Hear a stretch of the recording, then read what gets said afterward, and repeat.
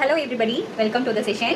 இன்னைக்கு செஷன்ல நம்ம கிளாஸ் ரூம்ல குழந்தைங்க டிஃப்ரெண்ட் பிஹேவியர்ஸோட இருக்கும் பொழுது அண்ட் டிஃப்ரெண்ட் லேர்னிங் ஸ்டைல்ஸோட இருக்கும் பொழுது எப்படி ஹேண்டில் பண்ணலாம் அப்படின்றது தான் பார்க்க போறோம். Let's start.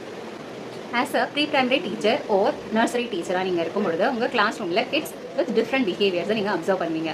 ஒருத்தர் வந்து ரொம்ப காம் அண்ட் குவைட்டாக இருப்பாங்க, ஒருத்தர் ரொம்ப பிளேஃபுல் அண்ட் நாட்டியாக இருப்பாங்க, ஒருத்தர் ரொம்ப சென்சிட்டிவாக இருப்பாங்க. ஸோ இப்போ இந்த டிஃப்ரெண்ட் பிஹேவியர்ஸை டீச்சர் ஹேண்டில் பண்ணுறதுக்கு அவங்களுக்கு முக்கியமாக தேவைப்படக்கூடியது ஸ்ட்ராட்டஜிஸ். ஸோ அந்த ஸ்ட்ராட்டஜிஸ் எப்படி இருக்கணும் அப்படின்னா அந்த குழந்தைங்க ஒவ்வொருத்தருக்குமே வந்து அது யூஸ்ஃபுல்லாக இருக்க மாதிரி இருக்கணும். ஸோ அதில் ஃபர்ஸ்ட் ஸ்ட்ராட்டஜி பார்த்தோம் அப்படின்னா positive relationship with the children.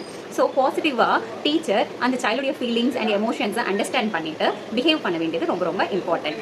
Next second one, கிளியரான எக்ஸ்பெக்டேஷன்ஸை அந்த குழந்தைங்களுக்கு தெரியப்படுத்துறது.